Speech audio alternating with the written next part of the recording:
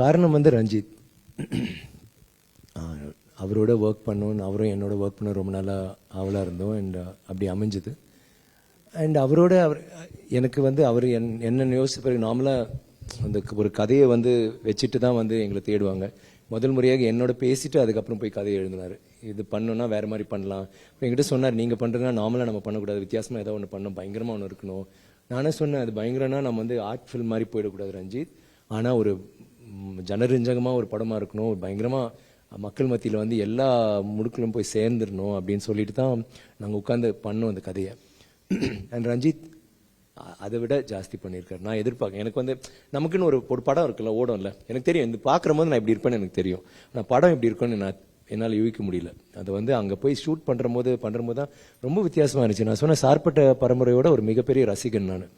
ஆனால் ரஞ்சித் கிட்ட சொன்னேன், சார் ரஞ்சித் சார்பட்ட பரம்பரை அங்கே இருக்குது, ஆனால் இது வந்து அதை விட ஒரு 300 மடங்கு வேறு மாதிரி நீங்கள் பண்ணுறீங்க, உங்களோட தொழில்நுட்பமே மாறி இருந்துச்சு. இந்த படத்தில் வேறு மாதிரி நிறைய விஷயங்கள் பண்ணியிருக்காங்க. நீங்கள் படம் பார்க்குறோம், இப்போ ட்ரெய்லர் பார்க்குறோம் உங்களுக்கு தெரியும் வேறு மாதிரி டிஃப்ரெண்ட்டாக அது பண்ணியிருக்காங்க. பட் படத்தில் வந்து ஒவ்வொரு காட்சி அமைப்பும் இது வந்து நீங்கள் ஒரு ஷார்ட் கட் பண்ணி, ஏன் கட் பண்ணுறோன்னா ஒரு ஷார்ட் வீக் ஆகிடும். இப்போ நம்ம இப்போ பேசுகிறோம்னா இப்படி ஷார்ட் வரும்போது வீக் ஆகிடும். அதனால தான் கட் பண்ணி இப்போ இவங்களுக்கு ஒரு க்ளோஸ் அப், இப்போ இவங்க 2 பேர் க்ளோஸ் அப், திடீர்னு அந்த பக்கம் வரும்போது இவங்களுக்கு இந்த ஆங்கிள் இல்லை லோ ஆங்கிள் இருந்தால் நம்ம அதை யோசிப்போம். பட் ஒரே ஷாட்டில் ஏன் கட் பண்ணாமல் பண்ணோன்னா அந்த ஒவ்வொரு ஷாட்டில் ஒவ்வொரு ஃப்ரேமும் அழகாக இருக்கணும், கரெக்டாக இருக்கணும். அது வந்து அவ்வளோ கஷ்டம். ஆனால் அவர் ஒரு ஓவியர்னால எல்லா ஃப்ரேமுமே அவ்வளோ அழகாக ஒரு பியூட்டிஃபுல்லாக பண்ணி, ஐ மீன் வேறு ரீசன் எதுவும் இல்லை, அவ்வளோதான். சார் நீங்கள் பின்னாடி யாரோ? ஆமாங்க, இதுக்கு வந்து அவர் என்ன சொல்கிறாருன்னா ஒரு 3-4 ஆக்சுவலி இது வந்து உண்மையான விஷயம்னால பல ஜென்ரேஷன் முன்னாடியிலேருந்து இது வரும். இதுவே வந்து அது சோழர் காலத்துக்கு முன்னாடியிலேருந்தே வர ஒரு இது அப்படி தான் வரும். இதை நான் வெளியில் சொல்லக்கூடாது, நான் சொல்லிட்டேன், யார்கிட்டையும் சொல்லாதீங்க. ஸோ அங்கேருந்து வர ஒரு கதை. ஸோ அப்படின்னா அங்கேருந்து எந்த பகுதி வேணாலும் எடுக்கலாம். அவர் எல்லாமே இதெல்லாம் வந்து ஹிஸ்ட்ரியில் அவர் சொல்கிறார் அவ்வளோ விஷயங்கள் இருக்கான். நம்ம மக்களை வந்து அவ்வளோ, என் கூட ஒருத்தர் உட்காந்துட்டு இருக்காரு, நான் யாருன்னு சொல்ல, அவங்க இதில் அங்கேருந்து ஆக்சுவலி இவர் வந்து ஆங்கிலேயர் இல்லை, இவர் வந்து இட்டலியிலேருந்து வந்திருக்காரு. So I can tell them right, I'm belittling the English, so I take your permission Mr. Daniel. So அவங்க வந்து நம்ம எல்லாருமே கொடுமைப்படுத்தினாங்க, இங்கேருந்து திருடிட்டு போனாங்க, என்னென்னவோ பண்ணியிருக்காங்க. இங்கே இருக்க இப்போ கோயினூர் டைமண்ட்லேருந்து எல்லாமே நம்ம ஊர் சொத்து தான். யோசித்து பாருங்க.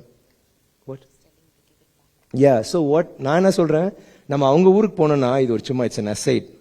நான் அந்த ஊர் அங்கே டவர் பிரிட்ஜுக்கு போயிட்டு நாங்கள் வந்து how many pounds do you have to give to go to Tower Bridge? how many pounds is it? 5 pounds 10 pounds? நம்மளோட கோயினூர் டைமண்ட் பார்க்கறதுக்கு நம்ம போய் காசு கொடுக்கணும். அதுதான் கொடுமை. அது கோயினூர் டைமண்ட் மட்டும் இல்லை, ஆப்பிரிக்காலேருந்து திருடி எல்லா இடத்துலையும் நம்ம ஊரில் வந்து அவ்வளோ விஷயங்கள் பண்ணியிருக்காங்க. இது சம்மந்தப்பட்ட விஷயங்கள் அவ்வளோ விஷயங்கள் இருக்குது நம்ம வந்து படம் எடுக்கிறதுக்கு. ஸோ இதுக்கு முன்னாடியும் எடுக்கலாம், பின்னாடியும் எடுக்கலாம். இப்போதைக்கு வந்து ஐ மீன் நம்ம அடுத்தது கண்டிப்பாக எடுக்க போகிறோம். பட் ஒரு 3 நாள் கண்டிப்பாக எடுக்கலாம் வேணும்னா. அது ஒவ்வொரு கதையும் வித்தியாசமாக இருக்கும், ஒவ்வொரு கதையும் இதே மாதிரி இருக்காது, வேற ஒரு ரீதியில். அடுத்த தடவை தங்கலான்னு பார்க்கும்போது சூட்டில் இருப்பான். நான் ஜோக் அடிக்க சீரியஸாக சொல், ஒரு நிமிஷம். எஸ், பிதாமகன்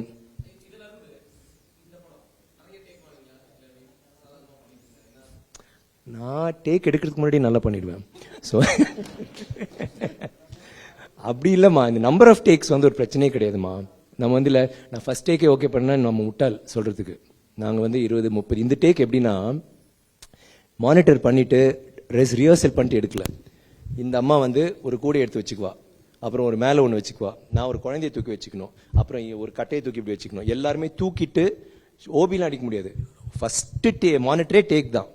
ஏன்னா அவர் என்ன ஃபீல் பண்ணார், விட்டோன்னா எல்லாருமே அப்படியே ரிலாக்ஸ் ஆகிடுவாங்க. ஃபஸ்ட் டேக் கண்டிப்பாக ஓகே ஆகாது, 20 டேக் 30 டேக் ஆகும். ஒன்று அத்தனை டேக் ஆச்சு. பட் இந்த படம் இல்லை, வேற படம் சாதாரண படம் எடுத்தால் கூட 10 டேக் எடுத்தால் தப்பே கிடையாது. நம்ம வந்து உங்களுக்காக படம் பண்ணுறோம், நீங்கள் பார்க்குறோமா பா என்ன பண்ணியிருக்காங்கன்னு தெரியணும்ல. ஸோ ஃபஸ்ட் டேக்கில் வந்து ஏதோ ஒரு இந்த நடிகர் வந்து பெரிய சரி ஏதோ சொல்ல okay take sir, okay sir sir நல்லா இருக்கு சார் போயிட்டான். ஆனால் அது நான் ஆடியன்ஸ் பார்க்கும்போது அவங்களால உணர முடியாது. கரெக்டாக தானே சார்? ஸோ யாருங்க? ம் ம்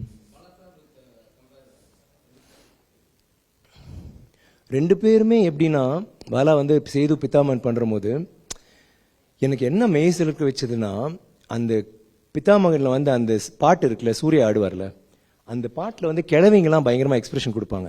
நான் அங்கே இருந்தேன், அந்த அம்மா வந்து கீழே தான் பார்க்கும், அது மேலேயே பார்க்குது. அது வந்து அவங்க புருஷனை ஏற எடுத்து பார்த்துருக்குமான்னு கூட எனக்கு சந்தேகம். அவ்வளோ வெக்கப்படுற ஒரு கிழவியை நடிக்க வச்சிருப்பாரு.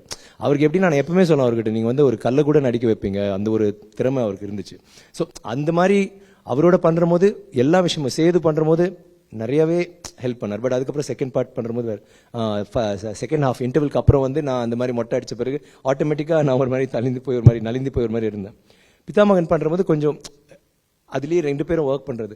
ரஞ்சித்தோட இதுனா it's almost the same. But Ranjith வந்து அவர் வந்து மோர் ஆஃப் ஷார்ட்ஸ். அந்த பாலா வந்து ஷார்ட்ஸில் கவனம் செலுத்த மாட்டேன். பாலாக்கு வந்து பர்ஃபார்மன்ஸில் பயங்கரமாக அந்த பர்ஃபார்மன்ஸ் எப்படியாவது எடுத்துகிட்டு வந்தோன்னா அதை கொண்டு வந்துடுவார். ரஞ்சித் வந்து பர்ஃபார்மன்ஸ் கொண்டு வர்றாரு, பட் அவருக்கு மோர் அந்த ஷார்ட்டோட ஃபுல் இது பண்ணுறது. ஸோ 2 பேருமே அமேசிங் டைரக்டர்ஸ்.